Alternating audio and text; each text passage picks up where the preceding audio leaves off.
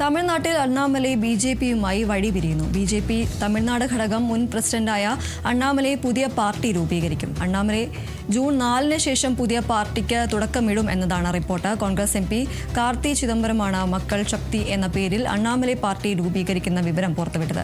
കഴിഞ്ഞ നിയമസഭാ തെരഞ്ഞെടുപ്പിന് മുമ്പ് അണ്ണാമലൈ ബിജെപി സംസ്ഥാന പ്രസിഡന്റ് സ്ഥാനത്ത് നിന്നും നീക്കിയിരുന്നു.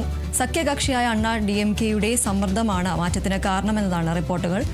പോലീസ് ഉദ്യോഗസ്ഥനായിരുന്ന അണ്ണാമലൈ IPSൽ നിന്ന് രാജിവെച്ചാണ് BJPയിൽ ചേർന്നത്.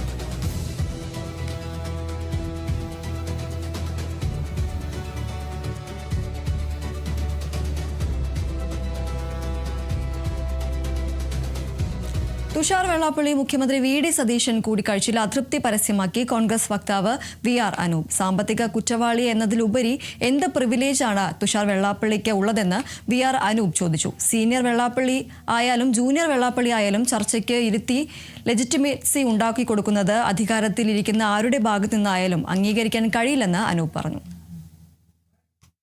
വ്യക്തിപരമായ ഒരു വിമർശനവും ആർക്കെതിരെ നടത്തിയിട്ടില്ല. അധികാരത്തിലിരിക്കുന്നവർ ആരായാലും, മുഖ്യമന്ത്രിയായാലും മന്ത്രിയായാലും, നേരത്തെ പറഞ്ഞ വെള്ളാപ്പള്ളി സീനിയറിൻ്റെ കാര്യത്തിലായാലും ജൂനിയറിൻ്റെ കാര്യത്തിലായാലും ഇത്തരം സന്ദർഭങ്ങളിൽ അവരെ ചേർത്ത് പിടിക്കുന്നു എന്നുള്ളൊരു മെസ്സേജ് ഉണ്ടാകാൻ പാടില്ല. ഞാൻ ഒരിക്കൽ കൂടി ആവർത്തിച്ച് പറയാനുള്ളത്, തുഷാർ വെള്ളാപ്പള്ളി സമുദായ നേതാവല്ല, അദ്ദേഹം ഒരു സാമ്പത്തിക കുറ്റവാളിയാണ്.